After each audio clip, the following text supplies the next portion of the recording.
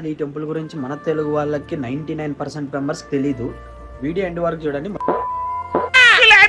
ఎవరు నువ్వు ఎలా ఉన్నా అంటే సాయి ఊరి నుంచి వస్తే సాయి నేను ఒక దగ్గర ఉండము, కాలుకి మేకలు కొట్టినట్టు ఊరంతా తిరుగుతూనే ఉంటాము. మా మొక్కలు చూస్తే పిల్లలు ఎత్తుకుపోయే వాళ్ళగా ఉంటదేమో మాకైతే తెలియదు, కానీ ఈ బుడ్డది మాత్రం మమ్మల్ని చూస్తే మాత్రం వెళ్ళి పరిగెత్తి వాళ్ళ అవ్వ దగ్గర దాబెట్టేసుకుంటది. ఇది దిబ్బలో దొరికిందని మేము సాక్కుంటున్నాము.